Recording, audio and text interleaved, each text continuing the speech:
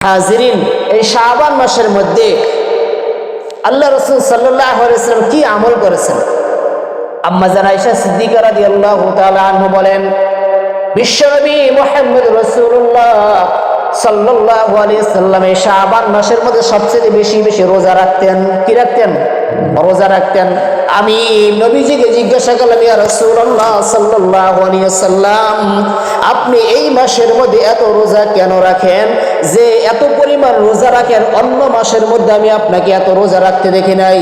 এই প্রশ্ন করার পর বিশ্বনবী মুহাম্মদ রাসূলুল্লাহ সাল্লাল্লাহু আলাইহি ওয়াসাল্লাম আয়েশাকে ডাক দিয়ে বলেন, আয়েশা, এই মাসের মধ্যে আমি এই জন্য বেশি করে রোজা রাখি, কেননা এই মাসের মধ্যে আগামী 1 বছর যে সমস্ত ব্যক্তিগুলি মারা যাবে তাদের নামগুলি লিপিবদ্ধ করে মালাকুল মউতের হাতের মধ্যে দিয়ে দেওয়া হয়। আর আমি রাসূল চাই আমার মৃত্যুর পরোয়ানাটা যেন রোজার হালতে লেখা হয়। বলুন সুবহানাল্লাহ।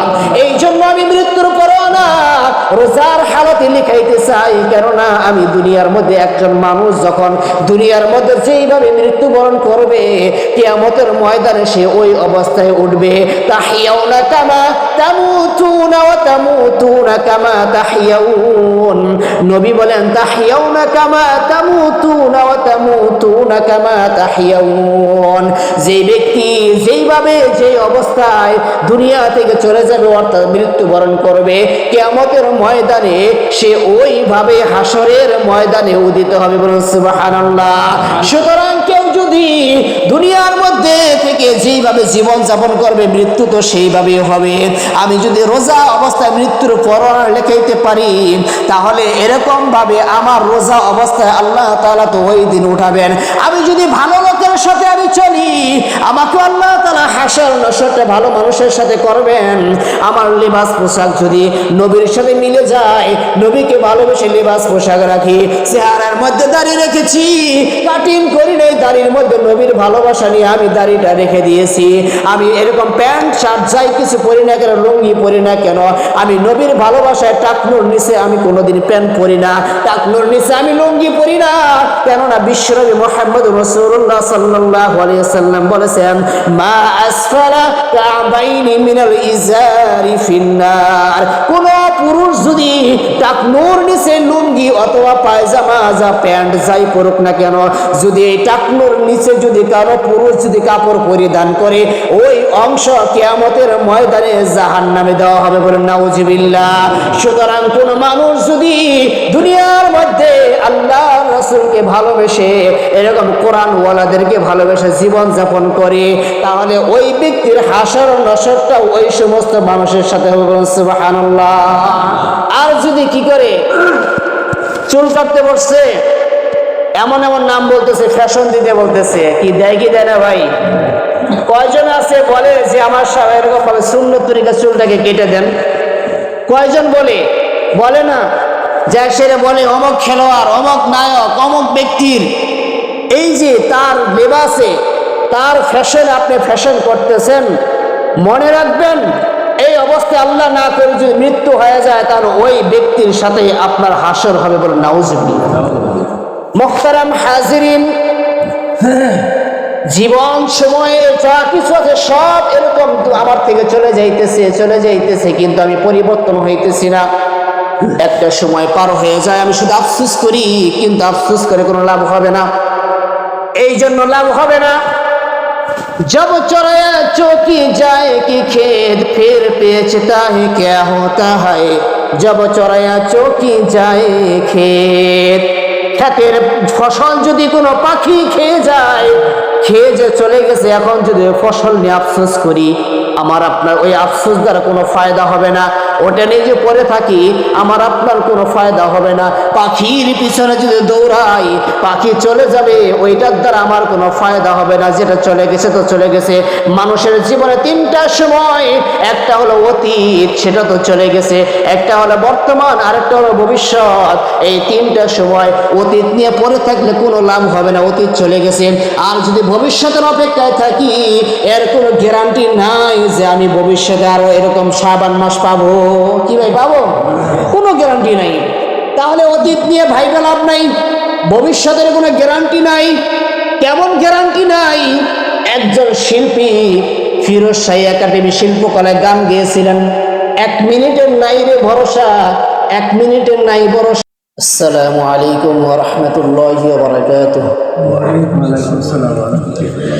আলহামদুলিল্লাহ আলহামদুলিল্লাহি নাহমাদুহু ওয়া নাস্তাঈনুহু ওয়া নাস্তাগফিরুহু ওয়া নু'মিনু বিহি ওয়া নাতাওয়াক্কালু আলাইহি ونعوذ بالله من شرور أنفسنا ومن سيئات أعمالنا من يهده الله فلا مضل له ومن يضلله فلا هادي له ونشهد أن لا إله إلا الله وحده لا شريك له ونشهد أن سيدنا ومولانا محمدا عبده ورسوله أما بعد فقد قال الله تعالى في كلامه المجيد والفرقانه الحميد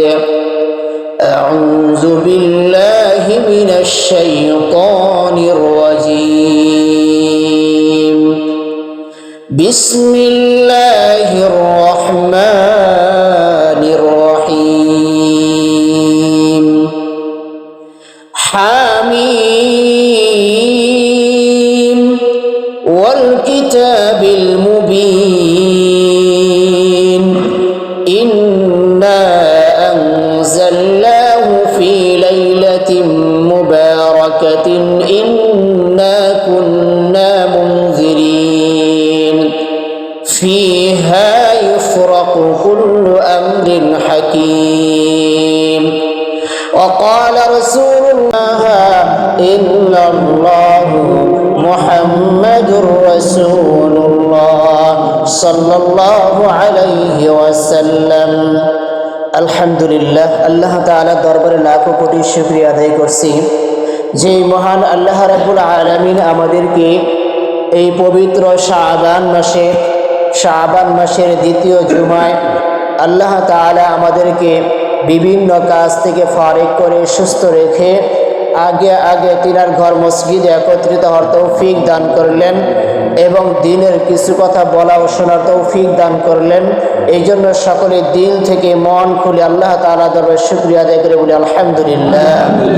বিশ্ব নবীর প্রতি সংক্ষেপে দরুদ পড়ি বলি সাল্লাল্লাহু আলাইহি ওয়াসাল্লাম। সবাই ভালো আছেন তো ইনশাআল্লাহ? আলহামদুলিল্লাহ। মুহতারাম হাজিরিন, আজকের জুমাটা হলো শাবানের দ্বিতীয় জুমা। এই শাবান এই শব্দটা হলো আরবি শব্দ। আমরা সকলেই যেহেতু এই মাসটাকে শাবান মাস বলি, কিন্তু আসলে এটা বাংলা মাসের নাম নয়, এই মাসের নাম হলো শাবান।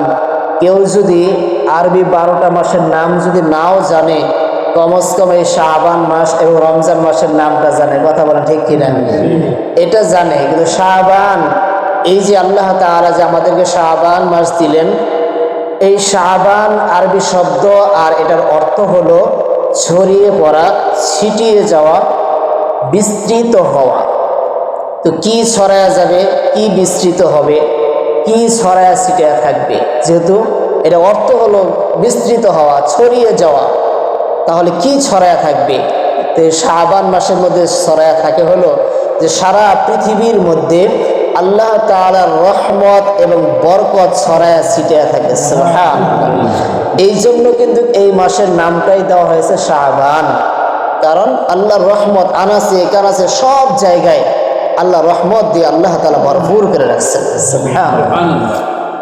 এই জন্য হযরতে আনাস রাদিয়াল্লাহু তাআলা আনহু বলেন, قال رسول الله صلى الله عليه وسلم إنما سمي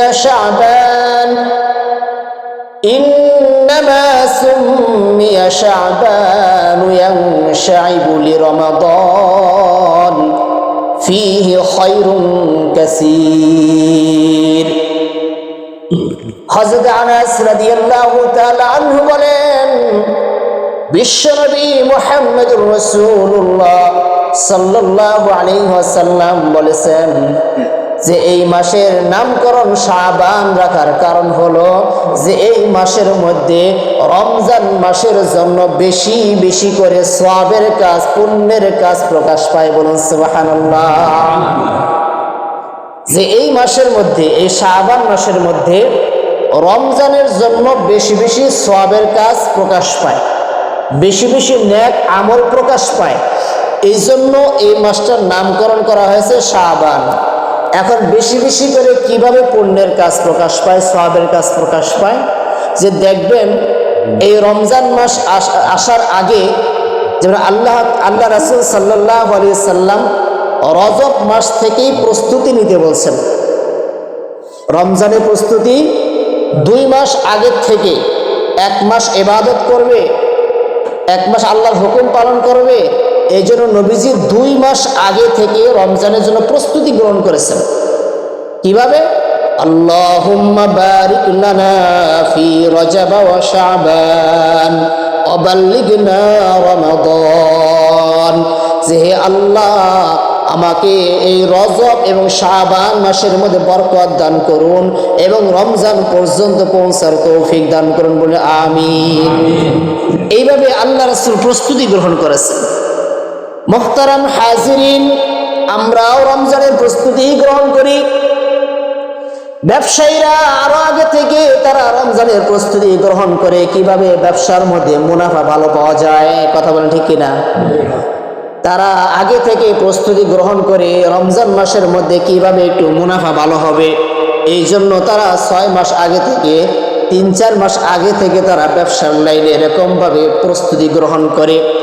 আল্লাহর কিছু মুমিন বান্দা আছে, তারাও এরকম রমজানের 2 মাস আগে থেকে প্রস্তুতি গ্রহণ করে। কিছু মুসলমান আছে 2 মাস আগে থেকে প্রস্তুতি গ্রহণ করে কিভাবে রমজান মাসের মধ্যে বেশি বেশি করে নেক আমল করা যাবে। ভাইরা আমার, এই জন্য তারা প্রস্তুতি করে রমজান মাসের আগে তোমার সমস্ত কাজগুলোকে গুটায় নাও, যেগুলো আগে করা সম্ভব, যেগুলো কি আগে করা সম্ভব। এখন মনে করেন রমজান আইসা পড়তেছে, তামাক যদি আগে যদি পুরাট না হয় কাটা যাবে? কাটা যাবে না। তো ওই কাজের কথা বলে নাই, বলছে যেই কাজটা আগে করা সম্ভব ওই কাজটাকে আগে করে নাও। রমজান মাসের মধ্যে রোজা রাখতে পারে না, কেন পারে না? যে আমি তো দিন মজুর খেটে খাই, আমি যদি আজকে কাজ না করি তাহলে আমার ঘরে ভালো কোনো রান্না হবে না, অথবা চুলা জ্বলবে না, তরকারিও হবে না। এই জন্য আমাকে কি করতে হয়? আমাকে প্রত্যেকটা দিন আমাকে আমার শ্রম দিতে হয়। আমি গাড়ি চালাই, আমাকে প্রত্যেক দিন গাড়ি চালাইতে হয়। আমি এরকম কৃষি কাজ করি, প্রত্যেক দিন আমাকে কৃষি কাজ করতে হয়। রোজার মধ্যেও করতে হয়, এই জন্য রোজার মধ্যে আমি ইবাদত ওইভাবে করতে পারি না। আমি গাড়ি চালাই, এই জন্য আমি রোজার মধ্যে আমি তারাবি নামাজটা পড়তে পারি না। দিনের বেলা 5 ওয়াক্ত নামাজ আমি ঠিক পড়তে পারি না। ও মুসলমান, তুমি গাড়ি চালাও ঠিক আছে, তুমি কৃষি কাজ করো ঠিক আছে, এই যে রমজান মাস আসতেছে, আল্লাহ রাসূল বলছেন 2 মাস আগে থেকে প্রস্তুতি গ্রহণ করার জন্য। নবীজি নিজেও 2 মাস আগে থেকে প্রস্তুতি গ্রহণ করেছেন, সাহাবায়ে কেরাম 2 মাস আগে থেকে প্রস্তুতি গ্রহণ করেছেন। তুমি গাড়ি চালাও, তুমি এখন থেকে রমজানের জন্য কিছু কিছু করে টাকা জমা করে রেখে দাও, যাতে আমাকে রমজান মাসের মধ্যে রোজা রেখে পুরো সময় গাড়ি চালানো না লাগে। এখন কৃষি কাজ করো, কিছু টাকা জমা করে রেখে দাও, যাতে করে আমাকে রমজানের মধ্যে এরকম পুরো সময় যেন কৃষি কাজের মধ্যে ব্যয় না করতে হয়। আমি এই টাকা দিয়ে রমজানের মধ্যে খরচ চালাবো। কথা বলে ঠিক কিনা? কি ভাই, করা যায় কি যায় না? চাইলেই করা যায় না? চাইলেই করা যায়। একটা মানুষ যদি চায় সে পারবে এগুলো করতে। আপনার ঘরের মধ্যে টাকা পয়সা নাই, এখন যদি একটা বড় ধরনের রোগ হয়, সাথে সাথে দেখা যায় হাতিবান্ধা কাজ হইতেছে না, রংপুর দৌড়া কাজ হইতেছে না, ঢাকা দৌড়াও। কি ভাই, করে কি করে না? করে।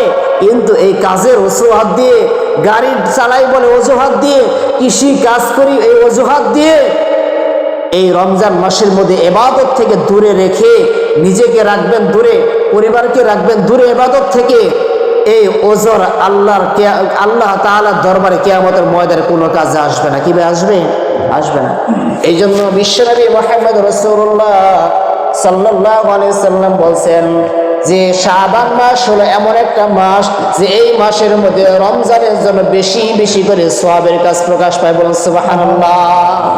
এই যে আমি প্রস্তুতিগুলো গ্রহণ করব, এটাই তো ওই সওয়াব। শাবান মাস আসছে, অন্য অন্য সময় আমি নফল নামাজ পড়ি না, 2 রাকাত হলে নফল নামাজ শুরু করে দেন, কারণ শাবান মাস। অন্য সময় প্রত্যেকদিন 2 রাকাত নামাজ পড়েছেন, এখন আরো 2 রাকাত বাড়ায় দেন, কেন? এটা শাবান মাস। কি ভাই, করা যাবে না? চেষ্টা করলে করা যাবে।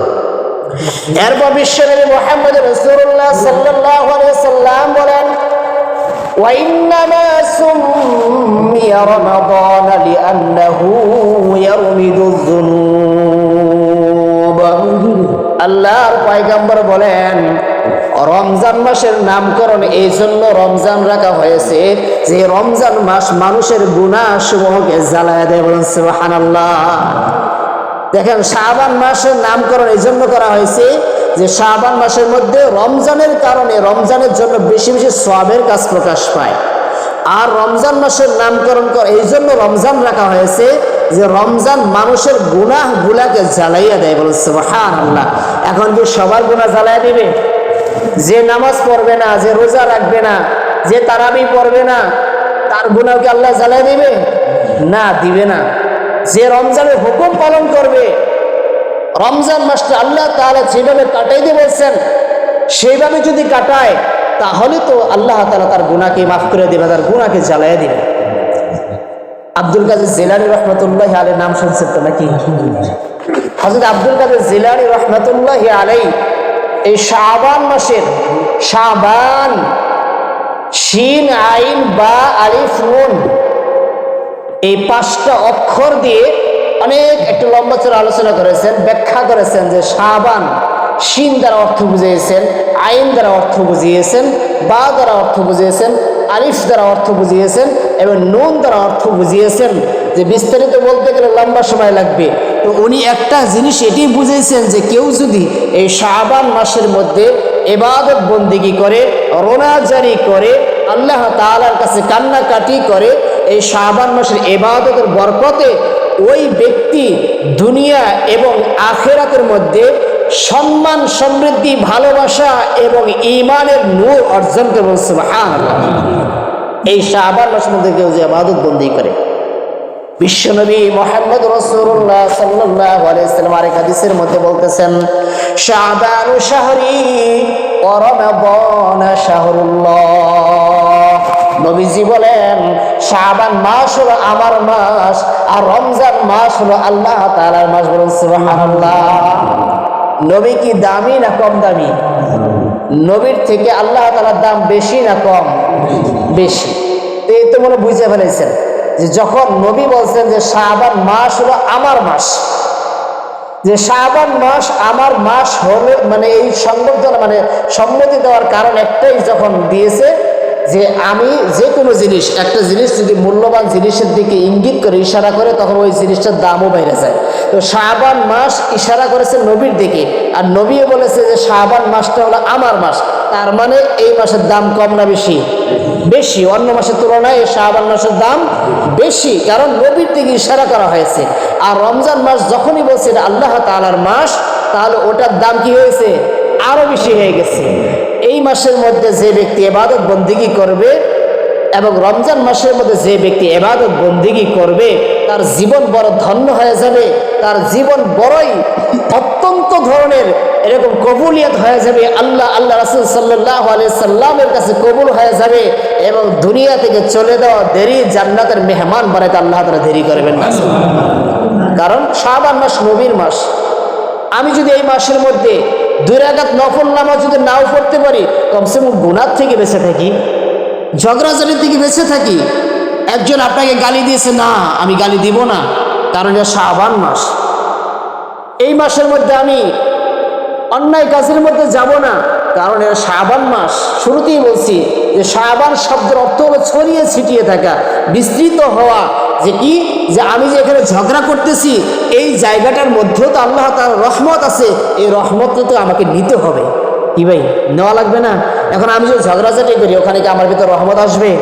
আসবে না। আমি যদি ওখানে যদি অন্যায় করি, গুনাহ করি, তাহলে ওই জায়গাটার মধ্যে আমি আল্লাহ রহমত থেকে, বরকত থেকে আমি মাহরুম হয়ে যাব।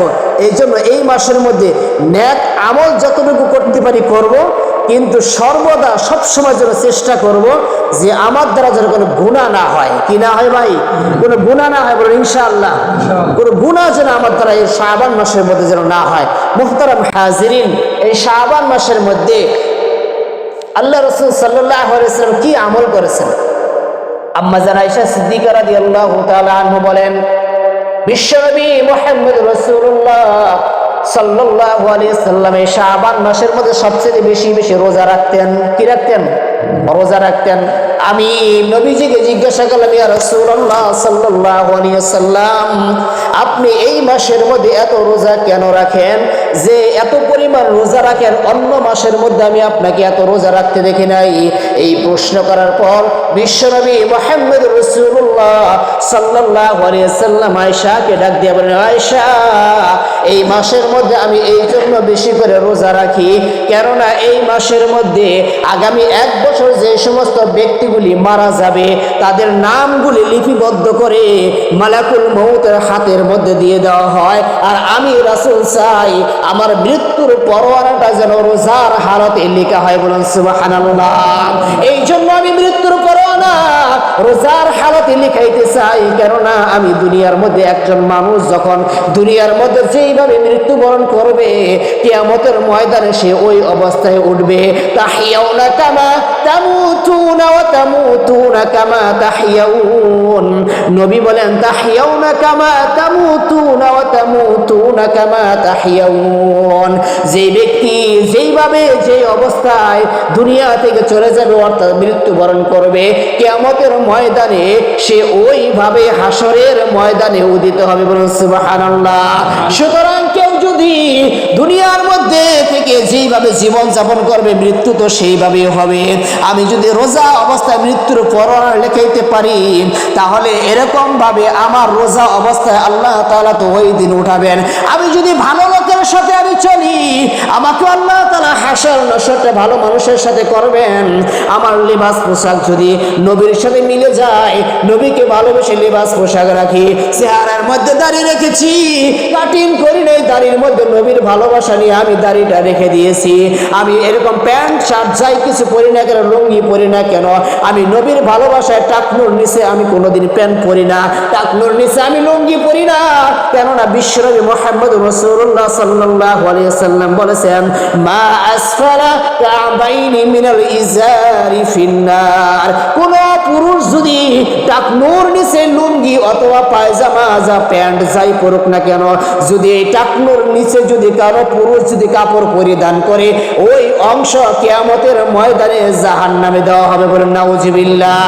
সুতরাং কোন মানুষ যদি দুনিয়ার মধ্যে আল্লাহ রাসূলকে ভালোবেসে, এরকম কোরআন ওয়ালাদেরকে ভালোবেসে জীবন যাপন করে, তাহলে ওই ব্যক্তির হাসর নসরটা ওই সমস্ত মানুষের সাথে হবে। বলুন সুবহানাল্লাহ। আর যদি কি করে চুল কাটতে বসছে, এমন এমন নাম বলতেছে, ফ্যাশন দিতে বলতেছে, কি দেয় কি দেয় না ভাই? কয়জন আছে বলে যে আমার সব এরকম ভাবে সুন্নত তরিকা চুলটাকে কেটে দেন? কয়জন বলে? বলে না। যা সেরে বলে অমক খেলোয়াড়, অমক নায়ক, অমক ব্যক্তির এই যে তার লেবাসে, তার ফ্যাশনে আপনি ফ্যাশন করতেছেন, মনে রাখবেন এই অবস্থায় আল্লাহ না করে যদি মৃত্যু হয়ে যায়, তার ওই ব্যক্তির সাথে আপনার হাসর হবে। বলেন নাউজুবিল্লাহ। মুহতারাম হাজিরিন, জীবন সময়ে যা কিছু আছে সব এরকম আমার থেকে চলে যাইতেছে, কিন্তু আমি পরিবর্তন হইতেছি না। একটা সময় পার হয়ে যায়, আমি শুধু আফসোস করি, কিন্তু আফসোস করে কোনো লাভ হবে না। এই জন্য লাভ হবে না।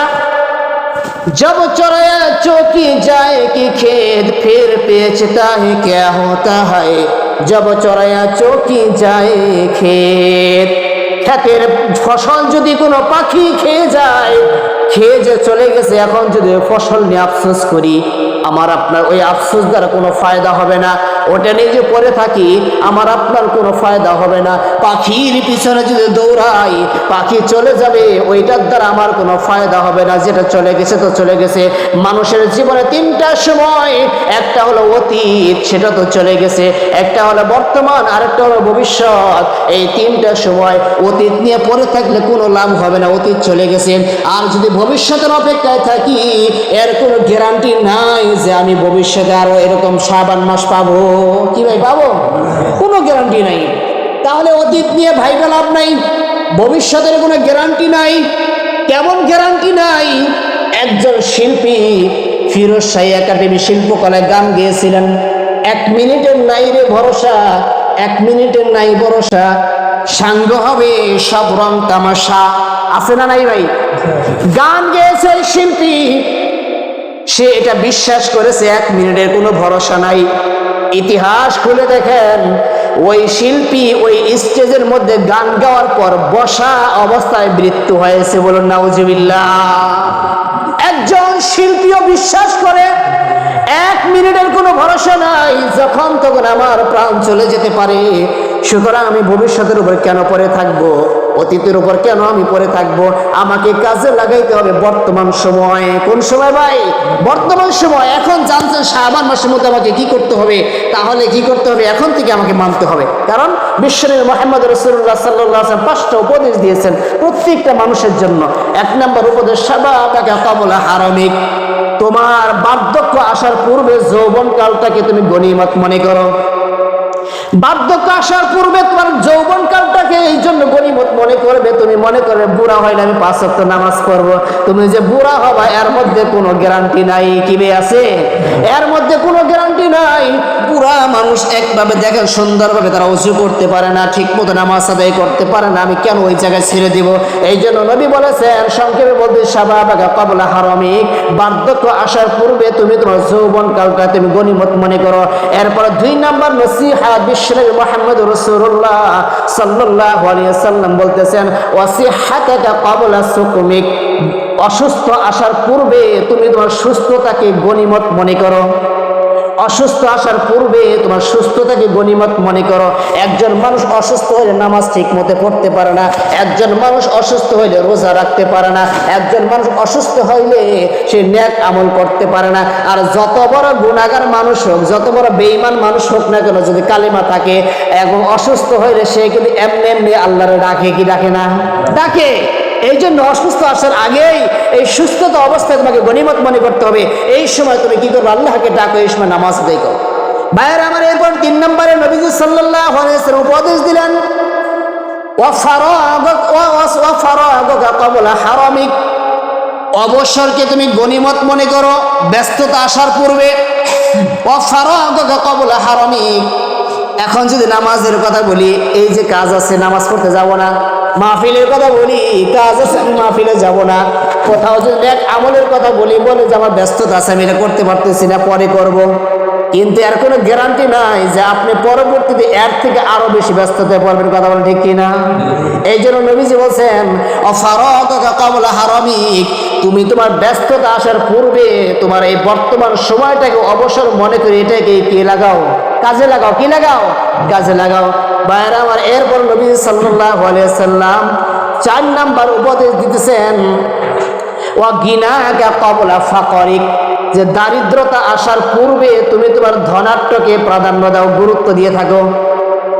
আমার কাছে 1000 টাকা আছে, আমি মনে করতেছি এখন আমি দান করব না, যখন 10,000 হবে তখন করব। আমার এই বছর হজ ফরজ হয়েছে, আমি মনে করতেছি এই বছর আমি হজে যাব না, এই টাকা দিয়ে আমি ব্যবসা বাণিজ্য করে আরো টাকা বানাইয়া পরের বার আমি হজে যাব, বা আরো 2 বছর পরে যাব। কি এরকম হয় কি হয় না? কিন্তু মনে রাখবেন, এরপরে আপনার দারিদ্রতা আসতে পারে। আর যদি দারিদ্রতা এসে যায়, জীবনে একবার হজ ফরজ হয়েছিল, আপনি আদায় করেন নাই, কিয়ামতের ময়দানে আপনাকে এটার জন্য ধরতে হবে। দান করেন নাই ওই সময়, যে আমার কাছে 1000 আছে, কেমনে দান করব? আগে 10,000 অপেক্ষা থাকতে থাকতে আপনার 1000ও নাই, 500 হয়ে গেছে। কি ভাই এরকম হয় না? এই জন্য নবীজি বলছেন, ওয়া গিনাকা ক্বাবলা হারামিক, যে দারিদ্রতা আসার পূর্বে তুমি তোমার ধনাঢ্যকে তুমি গুরুত্ব দাও। মুহতারাম হাজিরিন, 5 নাম্বার বলতেছেন, ওয়া হায়াতুকা ক্বাবলা মাউতিক, মৃত্যু আসার পূর্বে তুমি তোমার জীবনটাকে গনিমত মনে করো। মৃত্যু আসার পূর্বে জীবনটাকে যদি কেউ গনিমত মনে করতে পারে, যে আমার এখন জীবন আছে, যতক্ষণ আমার জীবন আছে আমি আল্লাহর হুকুম মানবো, আমি গুনাহ থেকে বাঁচবো, আমি হালাল পথে চলবো, হারাম থেকে বিরত থাকবো। যদি একটা মানুষ যদি তার জীবনে যদি এরকম যদি পরিকল্পনা করে নেয়, বাস্তবায়ন করার জন্য তাহলে বলেন তো মৃত্যু আসার পূর্বে সে প্রকৃত মুমিন হতে পারবে নাকি পারবে না?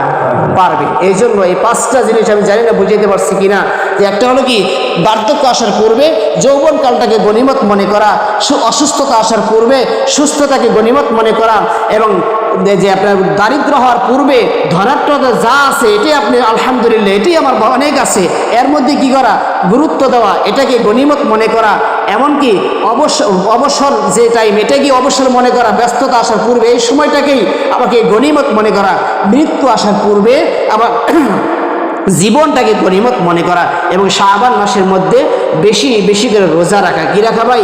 বেশি বেশি করে রোজা রাখা, গুনাহ থেকে বেঁচে থাকা। আল্লাহ তাআলা আমাদের সবাইকে এই কথাগুলোর উপর আমল করার তৌফিক দান করুন, আমিন। আর শাবান মাসের মধ্যে সবচেয়ে গুরুত্বপূর্ণ একটা রাত হলো লাইলাতুল বরাতের রাত, আর এই রাতটা আসতেছে আগামী মঙ্গলবার দিবাগত রাত। আগামী মঙ্গলবার দিবাগত রাত, রাত্রিবেলার ইবাদত, পরের দিন হলো রোজা। রাত্রিবেলার ইবাদত, পরের দিন হলো রোজা। এই বিষয়ে ইনশাআল্লাহ মঙ্গলবার এখানে কথা হবে। আল্লাহ তাআলা আমাদের সবাইকে সেই পর্যন্ত হায়াতের মধ্যে বরকত দান করুন, আমিন। ওয়া আখিরি দাওয়া।